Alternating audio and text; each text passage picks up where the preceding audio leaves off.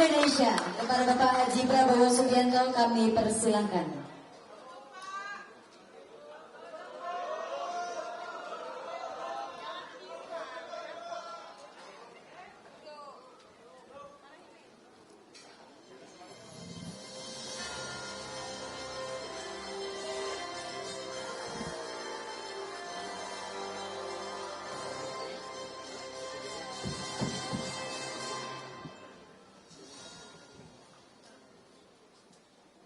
Bismillahirrahmanirrahim. Assalamualaikum warahmatullahi wabarakatuh. Selamat siang. Salam sejahtera bagi kita sekalian.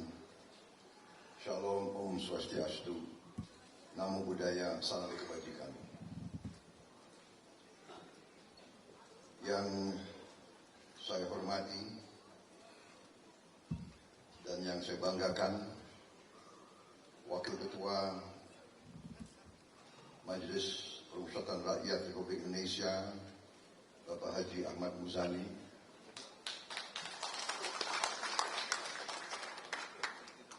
Dewan Pembina Setia Prabowo, Haji Romo M. Safei,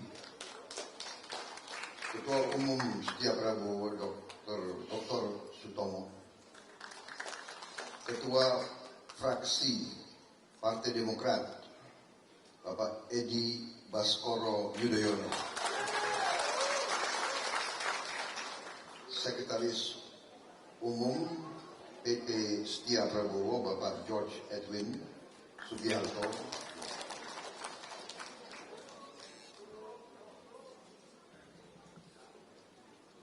Dewan Pimpinan Pusat Partai Amanat Nasional yang hadir, Rumah Besar Relawan 08, Bapak Haris Modi, Bendahara Umum Setia Prabowo, Bapak Sabarudin, Ariza Patria, Ketua DPD Partai Gerindra DKI, mantan Wakil Gubernur DKI, Ibu Hima Muzani yang saya hormati, Bapak Sodik Mujahid, anggota DPR RI, Ibu Hima juga anggota DPR RI, Bapak Sodik Mujahid, kemudian Bapak Daruri, anggota DPR RI, dan tokoh-tokoh nasional yang hadir, yang tidak saya sebut satu persatu tanpa mengurangi rasa hormat saya. Saudara-saudara sekalian, tokoh-tokoh Gerakan Setia Prabowo yang hadir dari seluruh Nusantara, saya pertama-tama ucapkan terima kasih atas undangan ini.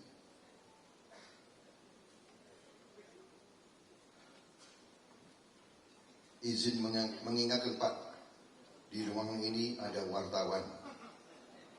Gak apa-apa ada wartawan. Justru terima kasih kepada wartawan. Diliput.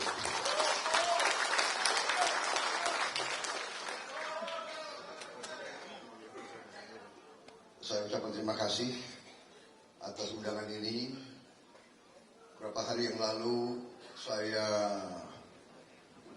kedatangan Romo Safei yang menceritakan asal-usul berdirinya gerakan relawan ini yang sebagian besar terdiri dari alumni HMI,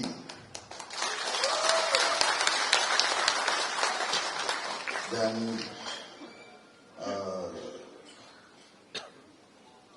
sekarang bertekad untuk mendukung saya di Pilpres yang akan datang sebagai Presiden Republik Indonesia tahun 2024. Saya sesungguhnya merasa dikatakan sebenarnya saya tidak mau terlalu dieluk-elukan sebagai Prabowo. Sebenarnya jati diri seorang pejuang, jati diri seorang pendekar itu dapat pelajaran dari kecil. Rame ing gawe, sepi ing pamrih.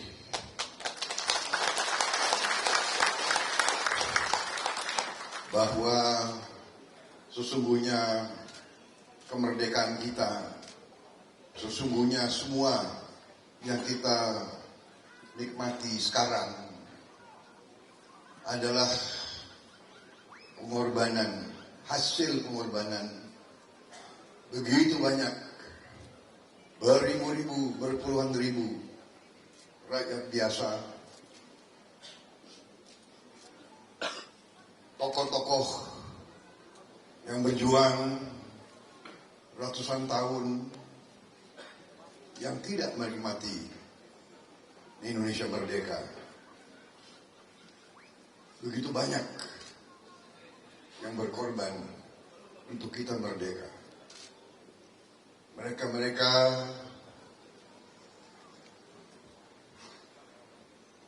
yang gugur, mereka-mereka yang kehilangan orang tua, suami, anak. Mereka-mereka yang berjuang tanpa kita tahu namanya, tanpa kita kenal. Jadi saya kadang-kadang merasa kurang pantas kalau saya dielu-elukan. Saya merasa sebetulnya kurang pantas. Tapi saya mengerti kita sekarang memilih sistem demokrasi. Demokrasi satu orang satu suara. Dalam sistem demokrasi ini ratusan juta rakyat harus memilih. Ratusan juta rakyat kita harus menentukan pilihannya. Dalam suasana demokrasi seperti ini memang harus ada yang membawa panji-panji. Harus ada yang bersedia untuk dijadikan pembawa bendera. Harus ada yang bersedia untuk memimpin perbaikan kehidupan bangsa. Dan untuk itu saya menyatakan saya siap menjadi seperti itu.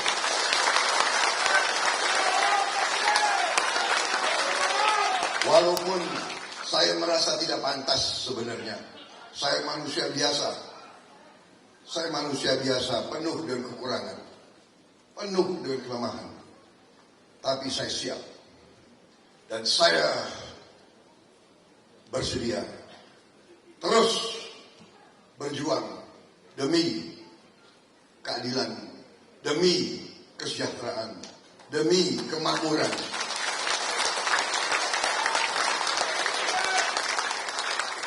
Saya bersedia.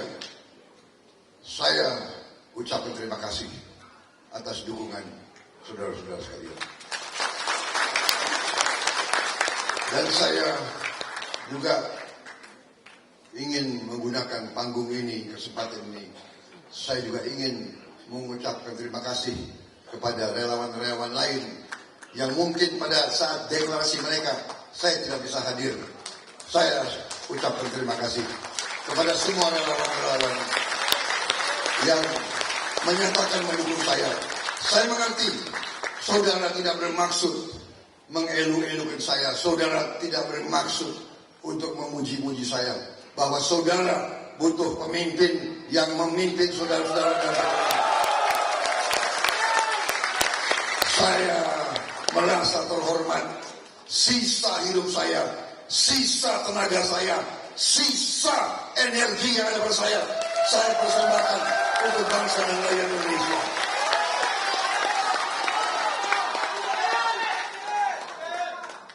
Saudara-saudara sekalian, saya kira saudara-saudara sebagai alumni HMI, bagian dari cendekiawan, mahasiswa cendekiawan, alumni berarti lebih matang, banyak yang sudah sarjana.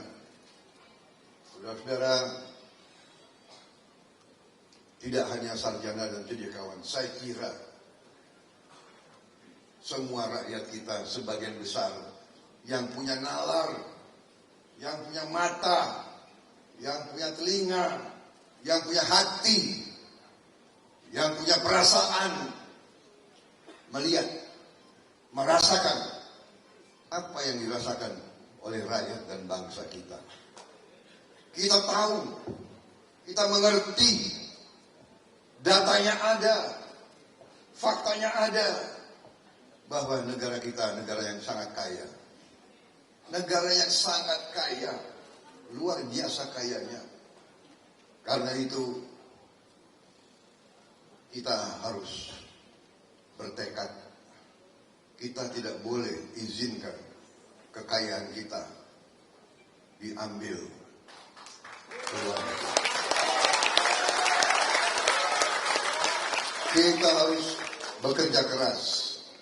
Saudara-saudara sekalian, saya yakin dan percaya semua presiden kita yang terdahulu niatnya sebesar-besarnya untuk rakyat kita. Itu saya yakin. Karena saya kebetulan juga kenal dekat presiden-presiden itu. Kecuali Bung Karno, ya saya terlalu kecil, saya nggak kenal benar. Tapi saya pernah diangkat oleh beliau. Saya pernah dibawa ke istana, jadi saya pernah diangkat oleh Bung Karno. Diangkat tinggi-tinggi. Tapi presiden yang lain saya kenal. Presiden Soeharto, saya agak kenal beliau.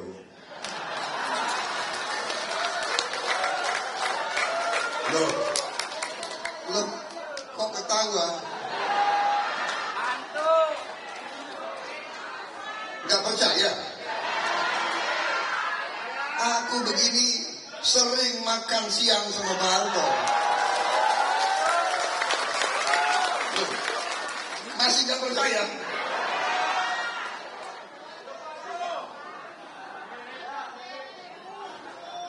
Presiden kedua, saya juga kenal dekat, Pak Habibie, kenal, nggak percaya lagi. Tanya itu Pak Ilham putranya, sering, saya juga sering makan siang sama Pak Habibie. Presiden ketiga, ketiga Pak Habibie. Presiden keempat, saya juga dekat, saya kenal juga baik. Nggak percaya?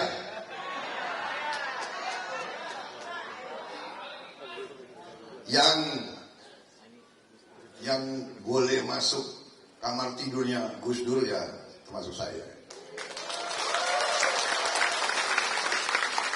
Karena dulu waktu saya muda, waktu saya aktif di pencaksilat, saya ya bisa mijit-mijit lah. Beliau suka dipijit oleh saya, jadi saya tukang pijitnya Gus Dur.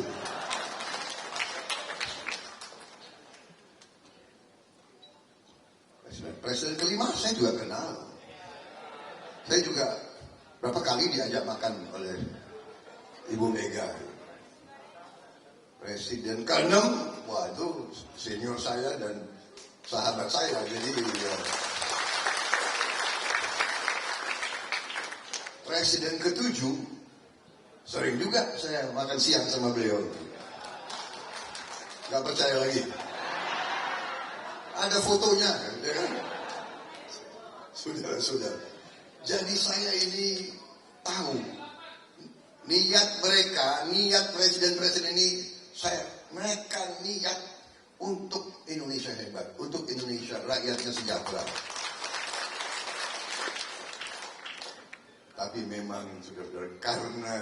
kaya sekali. Bangsa kita ini selalu diganggu oleh kekuatan-kekuatan lain, kekuatan-kekuatan dunia. Karena apa? Karena kita kaya sekali. Kita punya tambang, kita punya mineral yang langka, rare earth. Kita punya segala. Saya punya slide berapa puluh, tapi saudara-saudara cendekiawan, jadi lebih baik saya tinggalkan buku saya kepada saudara-saudara sekalian. Ya. Buku sudah ada ya untuk mereka semuanya. Hah? Belum? Waduh, ini gimana panitia? Ya segera dikirim, segera disusul. Ya. Jadi saudara-saudara mungkin sudah sering monitor pidato-pidato saya di mana-mana, ya kan? Hampir sama, selalu saya bicara sekian belas tahun, sekian puluh tahun, selalu saya bicara itu karena saya ingin menggugah kesadaran seluruh rakyat, terutama elitnya, supaya kita ini mengerti, jangan kita terlalu lugu. Bangsa Indonesia terlalu lugu, terlalu baik. Karena ini sifat adat kita seperti itu ya. Kita dari kecil oleh orang tua kita selalu dididik, diajarkan untuk menjadi orang baik. Benar atau tidak? Nah, kalau nanti jadi orang yang baik ya tidak boleh bohong, tidak boleh curang, ya tidak boleh menipu. Itu kan ajaran orang tua kita. Benar? Itu adat kita, itu ajaran kita. Dari semua suku dan semua agama yang ada di Nusantara, mengajarnya seperti itu. Tapi saudara-saudara, kita harus paham, ya, ada budaya-budaya lain yang ajarannya agak lain. Mereka ngajarin yang penting kamu menang. Yang penting kamu kuat. Yang penting kamu kaya. Bagaimana caranya? Enggak diceritain. Yang penting menang, yang penting kaya, yang penting kuat. Saudara-saudara, ini ajaran saudara-saudara. Dalam sekolah-sekolah politik dan sekolah-sekolah strategi di seluruh dunia, ada satu hukum yang diajarin, ya, ada satu, namanya adalah ya hukum Thukydides. Hukum Thukydides. Thukydides adalah seorang ahli sejarah Yunani 2500 tahun yang lalu. Ini satu kalimat, ini ajarannya beliau. Diajarin di semua sekolah perang, sekolah militer, sekolah politik, negara-negara besar di dunia. Yang kurang diajarin, yang nggak diajarkan ya di Indonesia. Karena Indonesia ini kan sifatnya orang baik. Jadi ajarannya itu, the strong will do what they can. Ini kan alumni HMI kan, pinter bahasa Inggris semua kan. Perlu diterjemahkan nggak? Nggak perlu kan? Tuh, alumni HMI. The strong will do what they can. Yang kuat akan berbuat apa yang dia bisa berbuat. Yang kuat akan berbuat apa yang dia mampu berbuat. The strong will do what they can. The weak suffer what they must. Yang lemah, ya, menderita apa yang harus dideritakan. Bayangkan, ini pelajaran. Artinya apa?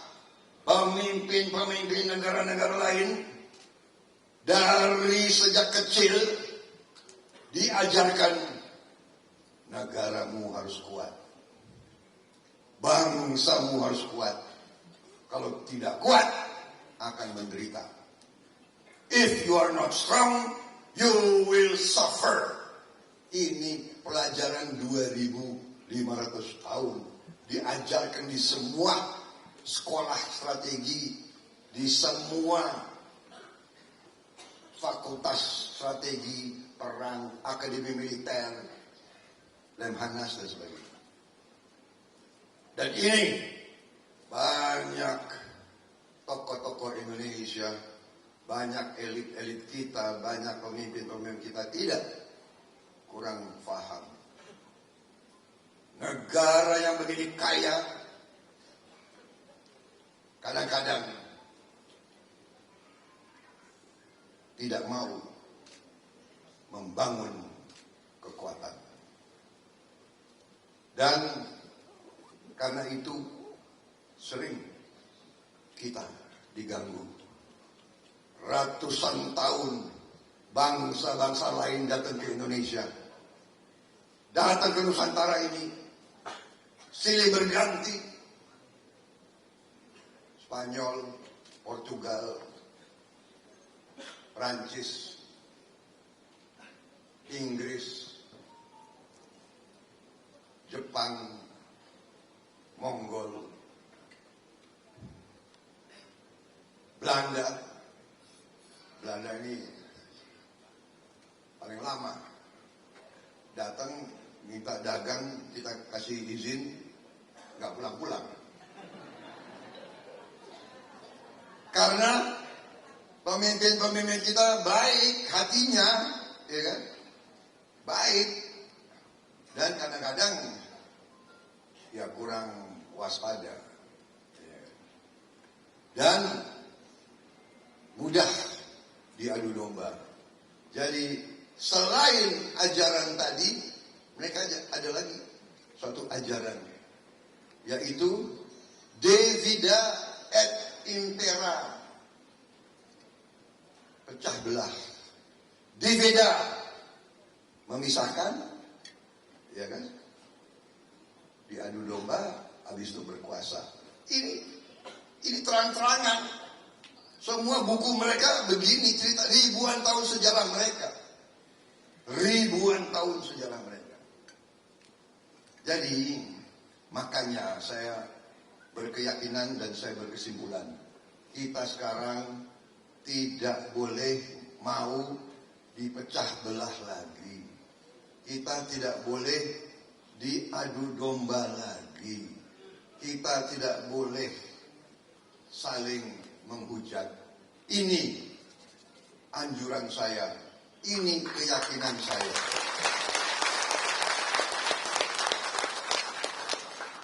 Kita pernah banyak perbedaan di masa lalu. Kita pernah. Karena selalu kita jadi sasaran ideologi asing masuk ke Indonesia. Masuk ke Indonesia. Iya kan? Ideologi asing. Kemudian kita perang di antara kita. Tapi kita sudah mengatasinya. Kita sudah mengatasi. Marilah kita ajaran nenek moyang kita. Ya. Ada ajaran di budaya Jawa. Mikul dhuwur, mendem jero. Ya. Untuk mereka yang dari luar Jawa, artinya mikul dhuwur, angkat setinggi-tingginya kebaikan orang-orang. Mendem jero, tanam dalam-dalam hal-hal yang tidak baik. Kubur dalam-dalam hal-hal yang tidak baik. Jadi, kalau sedikit-sedikit ada paradigma, sedikit-sedikit ungkit-ungkit zaman dulu. Ya. Jangan-jangan nanti peristiwa-peristiwa zaman Gajah Mada mau diungkit-ungkit lagi. Ya. Kapan kita mau bangun negara yang sejahtera? Rakyat kita butuh pangan. Rakyat kita butuh sandang, rakyat kita butuh papan, rakyat kita menuntut kehidupan yang baik, kehidupan yang sejahtera. Kita harus berani sekarang. Kita harus berani sekarang mengatakan kita bertekad menghilangkan kemiskinan dari bumi Indonesia.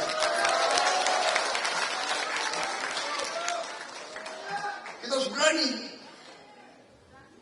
Negara kita kaya.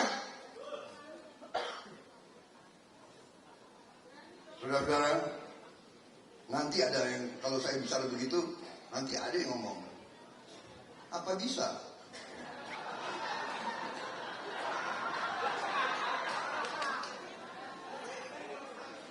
Iya kan? Kita rencana, manakala, saudara-saudara, manakala kita Koalisi Indonesia Maju bersama Prabowo Subianto bersama Koalisi Indonesia Maju dan bersama saudara-saudara sekalian, manakala kita diberi mandat oleh rakyat, ya, kita bertekad melaksanakan, ya kan? Kita akan hilangkan kemiskinan. Kita bertekad menghilangkan kemiskinan. Untuk itu kita harus swasembada pangan. Kita swasembada energi. Kita swasembada air. Harus. Ya, dan saya sudah menyampaikan bahwa kita akan menghilangkan kurang gizi, stunting. Caranya akan kita beri makan siang untuk semua anak-anak Indonesia.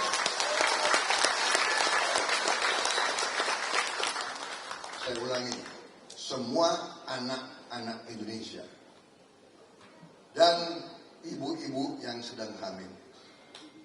Semua anak-anak di sekolah dan di pesantren, di swasta dan di negeri, semua anak-anak akan kita kesempatan. Nanti ada yang nyinyir, sudah mulai ada kan? Ya, apa bisa?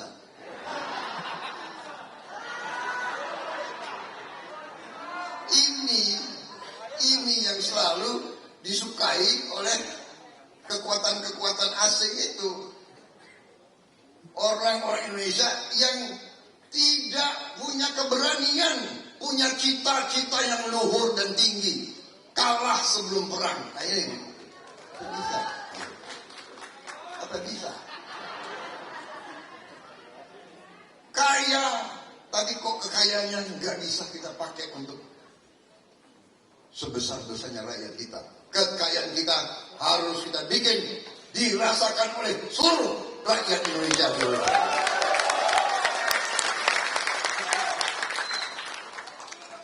Saudara-saudara, cukup sekian.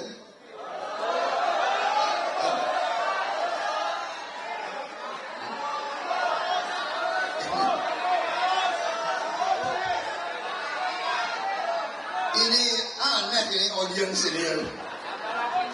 Majelis ini aneh. Biasanya orang tuh males dengan pidato, iya kan? Hah?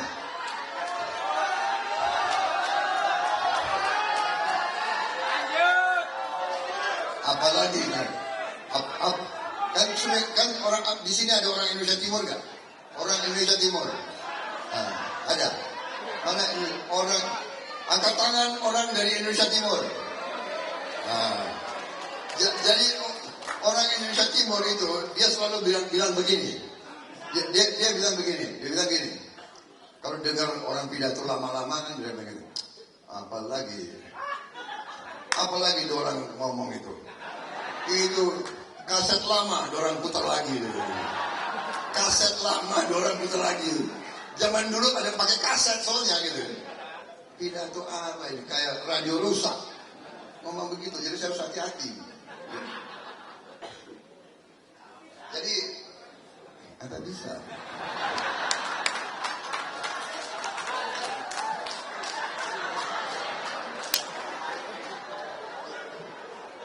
Bisa.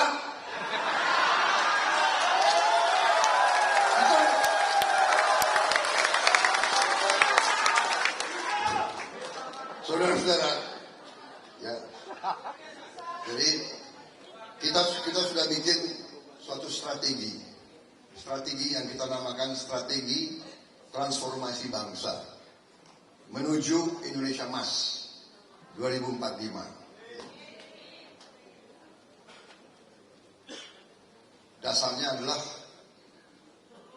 tujuan nasional kita dari Undang-Undang Dasar 1945. Benar ya, saudara, minta lanjut ya.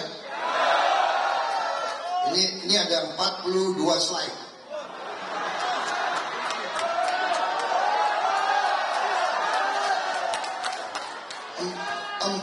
Dua slide kali 3 menit 1 slide. Benar ya? 120 menit. Hah? Kuat? Enak aja, gue gak kuat.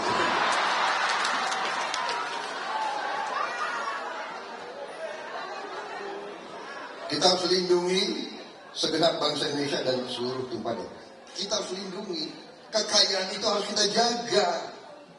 Saudara-saudara, Menteri Perikanan dan Kelautan, dia cerita sama saya, Indonesia sekarang ini, ya, kekayaan kita dari ikan tangkap, nilainya itu lebih dari 20 miliar dolar satu tahun. Tapi banyak diambil oleh kapal asing. Kita punya pantai yang sangat panjang, kedua terpanjang di dunia. Kita nilainya kalau kita bikin budidaya ikan, budidaya udang, budidaya rumput laut dan sebagainya, sungguh luar biasa. Kita harus lindungi kekayaan itu.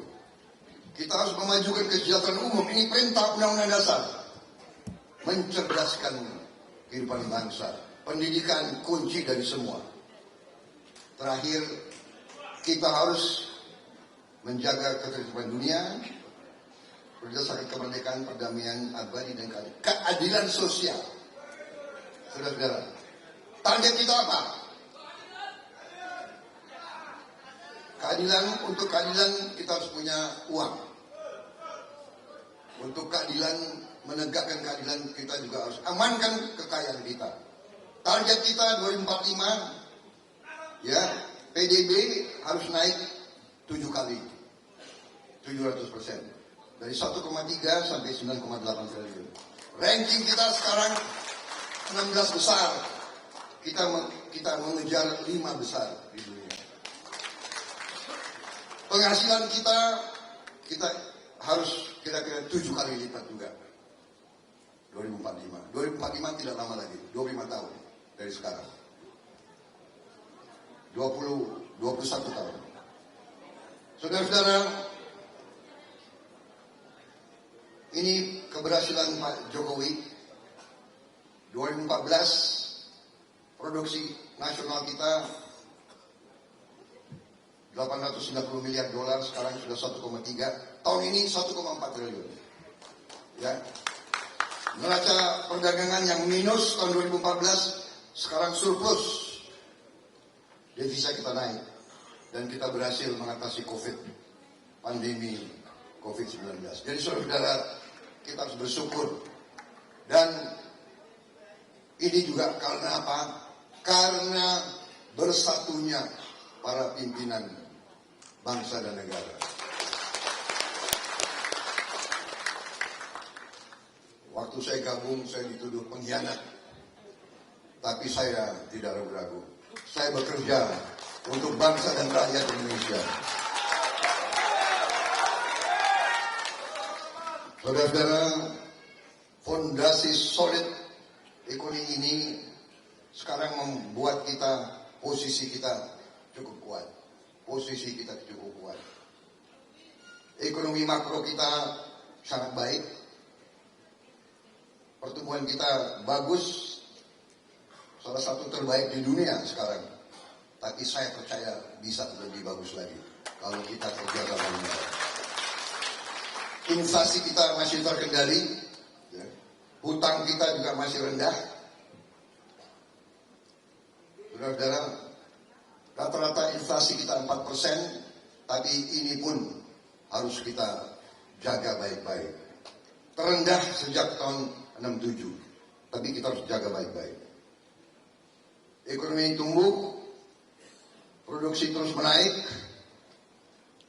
dan ini juga adalah pentingnya hilirisasi. Hilirisasi artinya kita tidak mau izinkan lagi kekayaan kita dijual murah. Kita tidak izinkan lagi bahan baku sumber alam kita dijual sebagai bahan baku. Kita tidak mau izinkan lagi. Kita menuntut, mewajibkan harus diolah di Indonesia. Dan ini banyak negara-negara asing gak suka. Apa bisa? Jadi Uni Eropa berang, ya, dengan kebijakan Pak Jokowi mereka berang. Mereka bilang mereka akan boikot produk-produk kita. Mereka akan boikot. Mereka sebelum kita bikin hilirisasi, sebelum Pak Jokowi melarang ekspor nikel, mereka sudah larang. Mereka sudah tutup jual kelapa sawit kita ke sana. Ya kan? Dalam hati, dan saya sampaikan kemana-mana, mereka larang, mereka nggak mau beli kelapa sawit kita. Alhamdulillah. Terima kasih, you nggak mau beli kelapa sawit kita. Kita nggak akan jual ke kamu deh. Kita akan gunakan kelapa sawit itu untuk kepentingan dalam negeri. Untuk kepentingan rakyat Indonesia. Saudara-saudara, kelapa sawit kita produksinya sekitar 25 juta ton. Untuk minyak goreng 6 juta ton. Sisanya kita bisa bikin BBM. Kita bisa bikin solar dari kelapa sawit. Kita nggak usah import lagi nanti, saudara.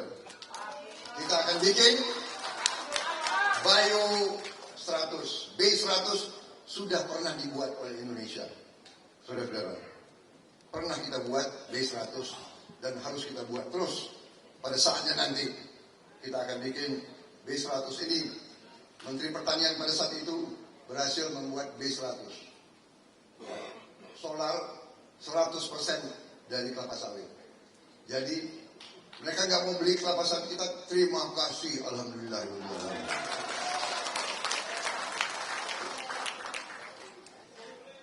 Emang gue pikirin lo nggak mau beli kelapa sawit kita. Hati-hati lo. Nanti kita juga nggak mau beli mobil-mobilmu. Karena kita mau bikin mobil sendiri.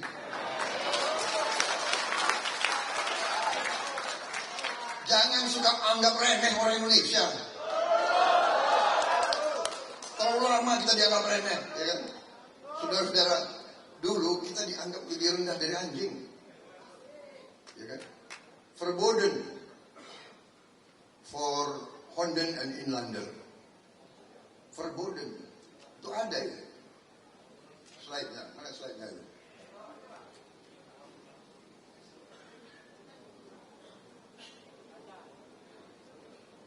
Ini kan alumni HMI semua kan? Cendekiawan kan? Bahasa Belanda bisa kan? Honden itu anjing. Inlander itu pribumi. Jadi ini berterjemahan salah. Jadi Honden and Inlander. Mereka taruh Honden dulu. Dan itu saya lihat dengan mata saya sendiri. Saya pernah di kolam renang Manggarai. Tahun 77, 78. Sekarang udah dibongkar, salah, harusnya nggak dibongkar. Harus dilestarikan supaya anak-anak muda tahu, dulu kita orang Indonesia dianggap lebih rendah dari anjing. Ini anak-anak zaman sekarang harus tahu. Ya. Dan tidak hanya kita, di India juga sama. Sama, di India dulu mereka dikatakan dulu Indians and dogs not allowed. Ya, dogs dulu. No dogs or Indians. Dogs and Indians are not allowed. Anjing dulu. Di kita Honden, kalau di sana dogs. Tahu kan dogs? Alumni HMI ya? Saudara-saudara. Jadi kita harus melaksanakan ekonomi Pancasila. Apa itu ekonomi Pancasila? Ekonomi Pancasila mengambil yang terbaik dari kapitalisme dan yang terbaik dari sosialisme. Itulah ekonomi Pancasila. Ekonomi yang membuka lebar kesempatan berinovasi dengan kebebasan pasar, tapi juga ekonomi yang perhatikan dan mengadakan social safety net, pengamanan sosial untuk masyarakat yang paling lemah. Bila perlu, pemerintah intervensi langsung untuk kurangi kemiskinan dan mencerdaskan bangsa. Jadi saudara-saudara, kita harus berani. Ekonomi Pancasila pun sekarang ternyata cocok dengan pemimpin-pemimpin Barat. Mereka baru sadar bahwa ekonomi neoliberal tidak berhasil. Sekarang mereka baru sadar. Saudara-saudara sekalian, saya langsung saja, ekonomi Pancasila sudah dilaksanakan oleh Pak Jokowi dan kita akan teruskan program-program ekonomi Pancasila yang beliau canangkan. Kartu Indonesia Sehat, Kartu Indonesia Pintar, Kartu Sembako, program Keluarga Harapan, BLT Dana Desa akan kita teruskan. Kalau perlu kita tambah. Satu, prinsip-prinsip ekonomi Pancasila.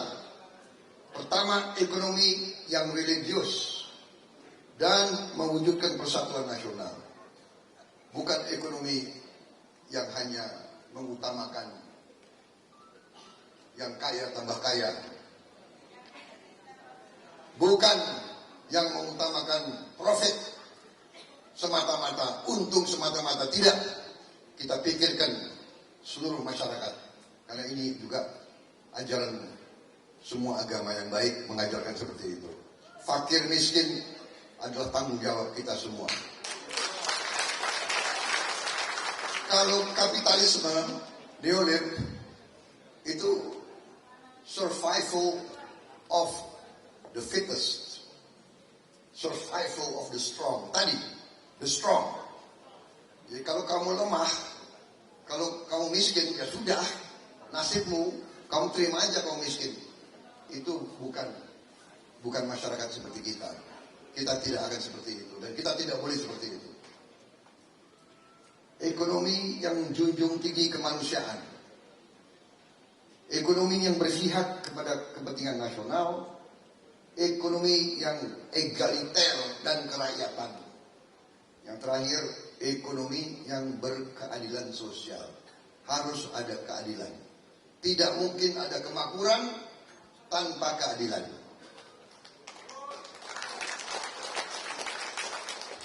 Jadi, bagaimana caranya mencapai target tadi? Kita harus laksanakan ekonomi Pancasila secara murni dan konsekuen. Saudara-saudara, sekarang saya sampai kepada apa yang akan kita lakukan. 17 program prioritas. Tadi saya katakan swasembada pangan, energi dan air. Kita harus berantas korupsi. Kita harus berantas kemiskinan. Kita harus berantas narkoba. Ini 3 penyakit yang menghancurkan sebuah negara. Korupsi, narkoba, dan kemiskinan. Harus kita berantas. Harus kita berani.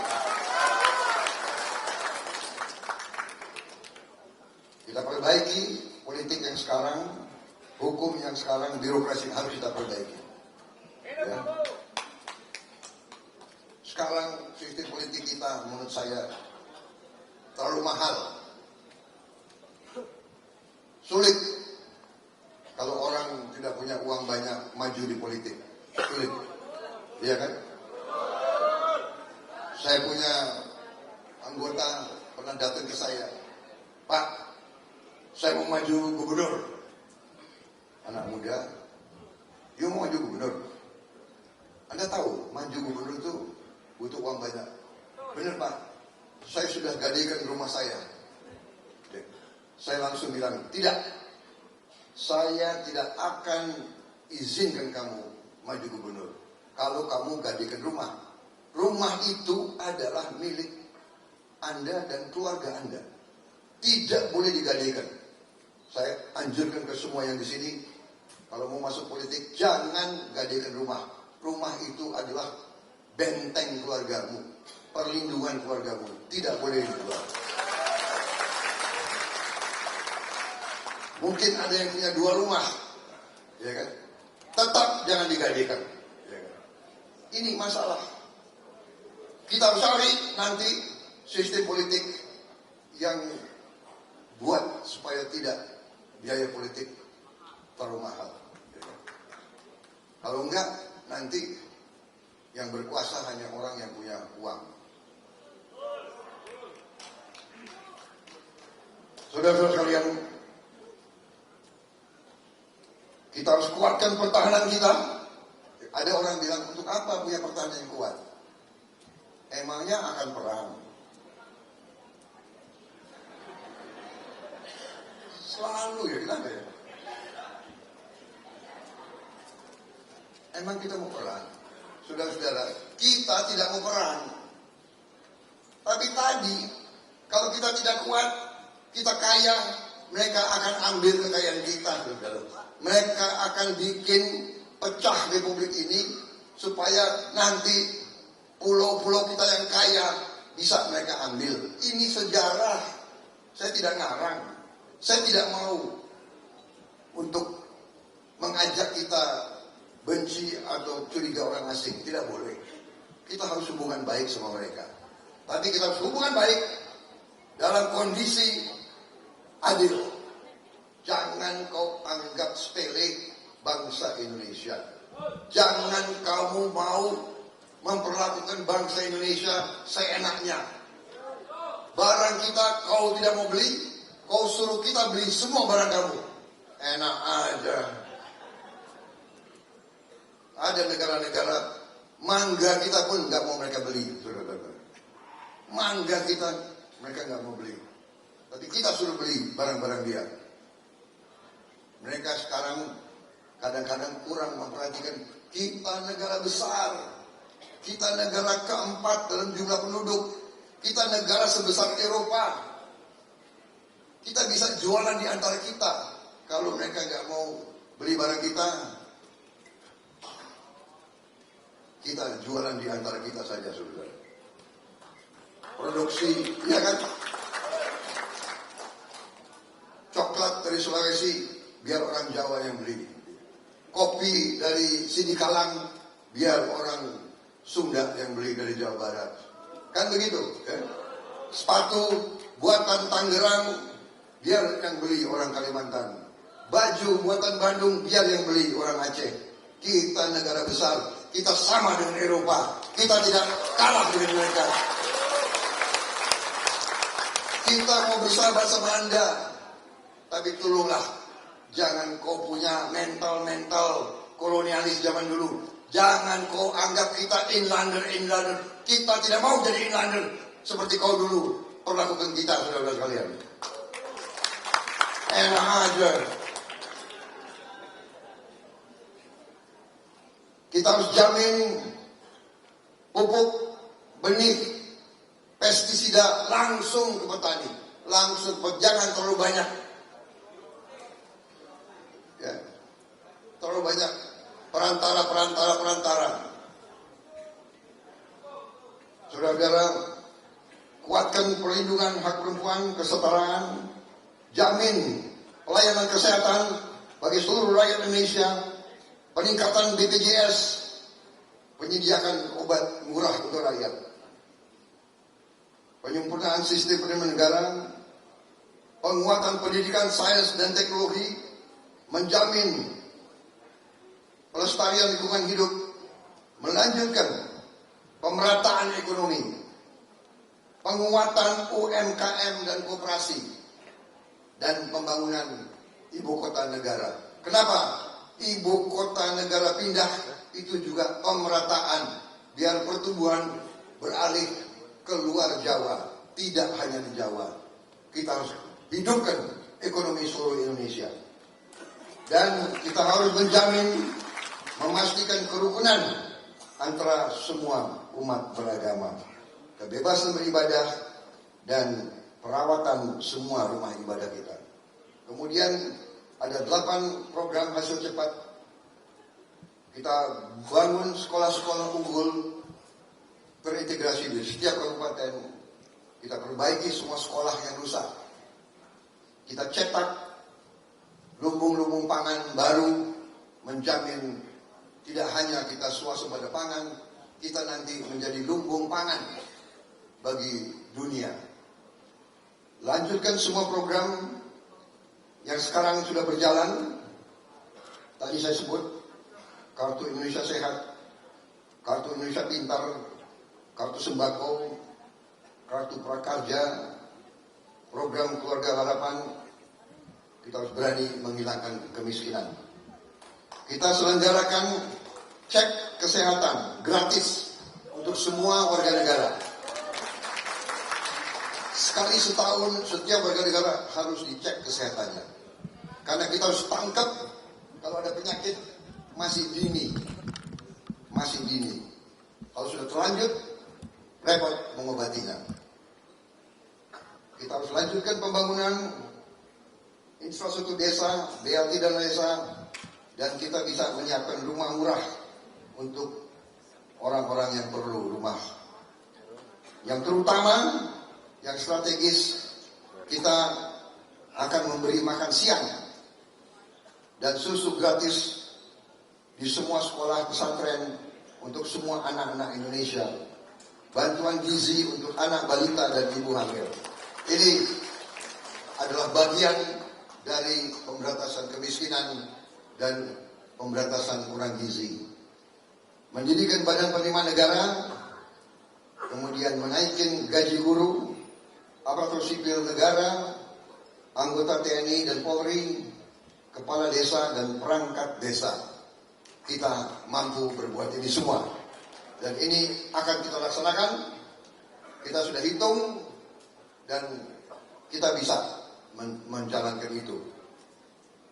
Kita sudah hitung bagaimana makan siang, kita sudah hitung semua kebutuhan kita, dan kita sedang menyiapkan. Saya dibantu tim pakar yang kuat, berapa puluh profesor, dan kita sekarang diperkuat, pakar-pakar dari Golkar, pakar-pakar dari PAN, pakar-pakar dari Partai Demokrat, dari Partai Gelora, dari PBB, dari partai-partai lain yang dukung kita semua. Kita ambil orang-orang pintar mereka, kita menyusun ini sasarannya dari kampus. Kita sudah hitung masalah makan siang, bagaimana nanti, karena ini juga kita belajar dari negara-negara lain.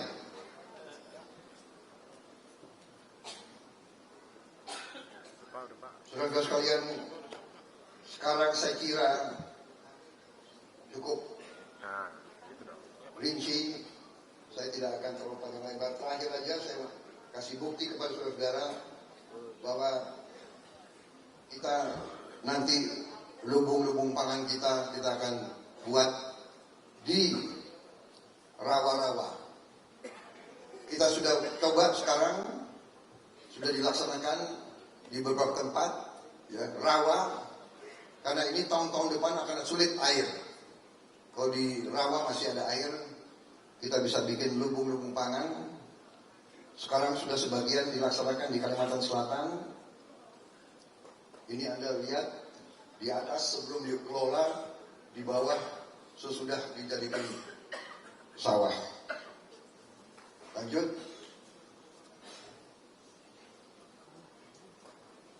Lanjut. Lanjut. Lanjut. Enggak, yang tadi itu, yang itik-itik itu. Nah.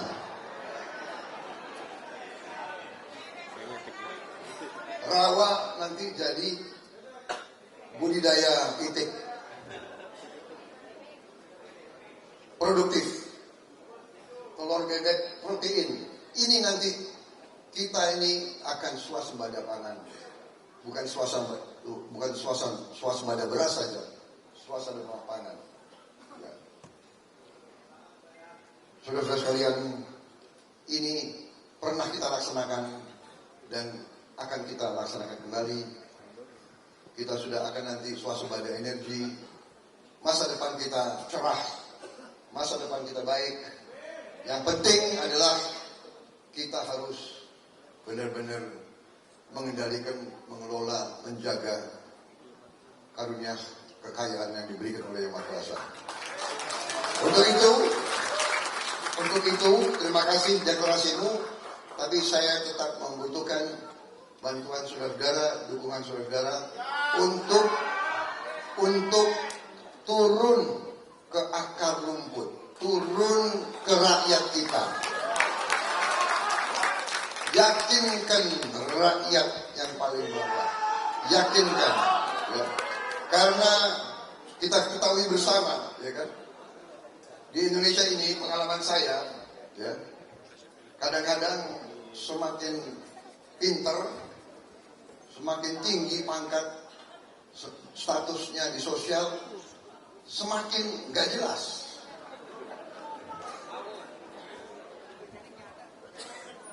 Pengalaman saya ini, justru yang di bawah itu kadang-kadang yang lebih jujur, ya. Semakin pintar, semakin jabatannya bagus dan tinggi, semakin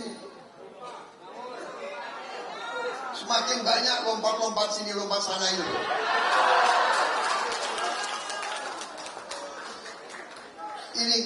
Ini kita waspada, ya kan? Habis itu akalnya banyak. Bagaimana caranya, ya kan? Bagaimana caranya nipu rakyat lagi itu loh. Kita tidak boleh sekarang. Jadi terima kasih. Saya merasa moral saya naik.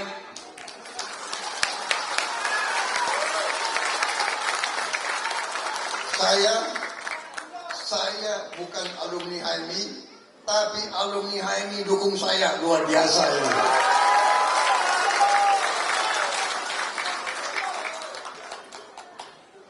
Mayoritas alumni HMI. Terima kasih saudara-saudara. Berarti bukan saja kalian otakmu, tapi hatimu luar biasa. Kalian bisa melihat dengan mata hatimu. Kalian bisa dengar dengan hatimu, dengan getaran. Saudara-saudara, kita bisa menjadi bangsa yang hebat. Kita bisa hilangkan kemiskinan. Rakyat miskin bisa kita bantu supaya tidak miskin lagi.